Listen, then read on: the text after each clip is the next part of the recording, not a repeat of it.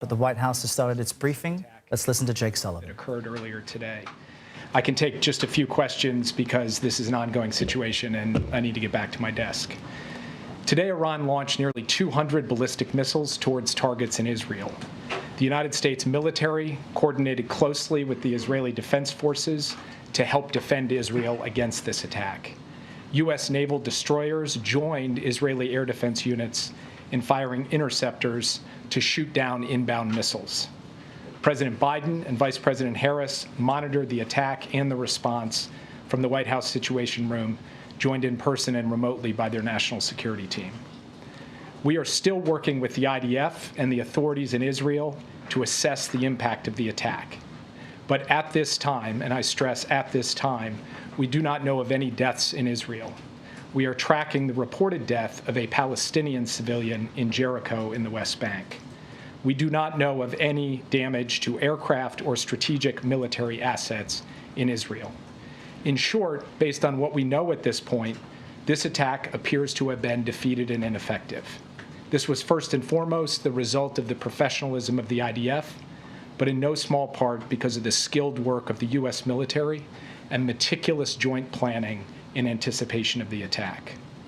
We are also aware of reports of a terrorist attack in Jaffa that took the lives of a number of Israeli civilians and wounded several others today. Our condolences go out to the families of the victims and to the family of the Palestinian civilian in Jericho. Obviously, my update here is based on early reports, and we reserve the right to amend and adjust as necessary as we gather more information. The word fog of war was invented for a situation like this. This is a fluid situation. We will consult with the Israelis on next steps in terms of the response and how to deal with what Iran has just done, and we will continue to monitor for further threats and attacks from Iran and its proxies. We are particularly focused on protecting U.S. service members in the region. And with that, I'll take just a few questions. Yeah. Thanks, Jake. Is the administration making any preparations to evacuate U.S. citizens from Lebanon or elsewhere in the region? We have been very clear for some time now that U.S. citizens should avail themselves of commercial means to depart Lebanon, given everything that's going on. We have said that from this podium, from multiple podiums. We continue to say that, but we have not begun triggering a non-combatant emergency evacuation, a NEO, and do not have an intention to do so at this time. If that changes, we'll let you know. But we continue to reinforce the point. American citizens in Lebanon should follow the guidance from the State Department, which is to find civilian commercial means to depart, because in extremis, we may not be able to get them out safely. Yes. Thanks, Jake. What is the U.S. view on whether Israel should retaliate, and what is your concern about this leading to a wider escalation of war in the region? We've had some initial discussions with the Israelis in the aftermath of this at the military level and also at the White House to Prime Minister's office level. We'll continue those conversations in the hours ahead.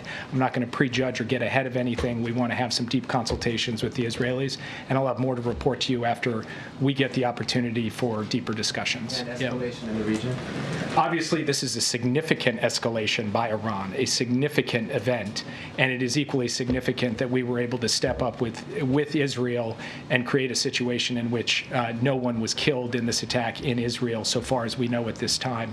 We are now going to look at what the appropriate next steps are to secure first and foremost American interests and then to promote stability to the maximum extent possible as we go forward. Yeah. Back in April, the president's message to Israel was to take the win when the U.S. and Israel were able to intercept the barrage of Iranian missiles. Is he recommending a similarly limited response this time? I will not, from this podium, share the president's recommendations. He will have the opportunity to share them directly. We're going to have, as I said, ongoing consultations with the Israelis this afternoon, this evening. It is too early for me to tell you anything publicly in terms of our assessment or in terms of what our expectations are of the Israelis or the advice that we will give them. So will he be speaking to Prime Minister Netanyahu today? I don't have anything to announce from this podium, but I can tell you that he is tracking this minute by minute. We are very much deeply in touch with the Israelis, and insofar as we have calls to read out, we'll make sure to read them out with you. Just last question, then I'll turn it over. Thank you, Jake. In April, after Iran struck Israel, the U.S. issued a number of sanctions as a consequence. This morning, the president said there would be severe consequences if Iran carried out this attack. What are those consequences, and are they more severe than sanctions? Totally legitimate question, and that answer will come based on the conversations and consultations we have with our Israeli counterparts. It's too soon for me to stand before you today and give you an answer. What I can tell you is this. We are proud of the actions that we've taken alongside Israel to protect and defend Israel. We have made clear that there will be consequences, severe consequences for this attack, and we will work with Israel to make that the case. Thank you very much. Thank you. Thank you, Jake. Thank you, Jake. Okay, on to the rest of the programming here. This morning, President Biden was briefed by his Homeland Security Advisor, Liz Sherwood-Randall, on the latest impacts of Hurricane Helene, and this afternoon he will receive an interagency briefing on the Hurricane Helene response and recovery efforts. At the president's direction, the Biden-Harris administration continues to use every tool available to get assistance and resources to the communities that need them the most. Yesterday, the president approved a major disaster declaration for Georgia, which will unlock additional assistance to help those recovering. This is in addition to the major disaster declaration swiftly approved by the president following requests from North Carolina, South Carolina, and Florida, as well as requests for emergency assistance across 7 states. Tomorrow, the president will travel to Raleigh, North Carolina, where he will visit the State Emergency Operations Center to meet with local officials and also first responders. And the vice president will travel to Augusta, Georgia tomorrow, and will then head to North Carolina in the coming days. As of today, thousands of personnel from across the federal workforce are deployed and supporting state-led Hurricane Helene response efforts across the 6 affected states, including over 1,200 personnel in North Carolina.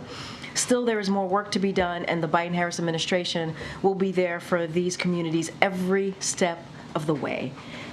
Now, as you can see, we also have Secretary of Homeland Security, Alejandro Mayorkas. Thank you, Corinne, and good afternoon. All right, we're pulling away from the White House press briefing. Corinne Jean-Pierre updating us on the recovery efforts after Hurricane Helene and the storm ravaged a large part of the South in the U.S. And before that, we heard National Security Advisor Jake Sullivan give the latest information on Iran's attack against Israel. Sam Vinograd is still with us and was speaking about kind of the national security perspective on all of this. I'm wondering, Sam, you've got some new reporting to share with us, and also your response to what Mr. Sullivan did and did not say. Well, Mr. Sullivan did make some important comments about Iran's intentions here, and based on conversations I've had as well, I think we have learned that Iran was trying to impact damage here. Mr. Sullivan called this, I believe, the largest and most violent missile attack by Iran against Israel. And my sources have been sharing that Iran did intend to create significant damage against Israel, but they failed. Why did they fail? Because the United States and Israel together instituted a multi-layered air defense system that prevented almost 200 Iranian missiles from causing damage. Now, Mr. Sullivan did provide a note of caution and said that there's still assessments underway, but at this time, it does appear that those 200 missiles did not lead to any fatalities, which is incredible to think about. But as we take a step back and think about what's next, Ariel, where does this go? It does appear that Iran was not necessarily looking for an off-ramp. They were not necessarily looking to stop the escalation in this conflict. And that's an important data point as we think about what Israel's response might be. Last time, after Iran launched aerial projectiles at Israel, Israel struck near to a nuclear facility in Iran. This time around, Israel may feel pressured to take bolder action based upon Iran's actions today, as well as Iran's ongoing support for terrorist groups like Hezbollah, Hamas, and others, Errol. Well, Sam, I want to connect that with something you mentioned before the White House press briefing that stood out to me, in which you had said the U.S. was communicating to the Israeli Prime Minister, Benjamin Netanyahu, that finding some type of resolution with Hamas finding some type of off-ramp with Hezbollah is the preferred option. And it appeared, based on what you were saying, that the Israeli Prime Minister was not listening, considering this was the largest, most violent attack against Israel. And it seems, based on this early information, that there were no fatalities, partly because of U.S. help. Does that change the calculation? Is Netanyahu encouraged at all now to listen to the U.S. more? Well, I think at the end of the day, the United States has dual objectives here.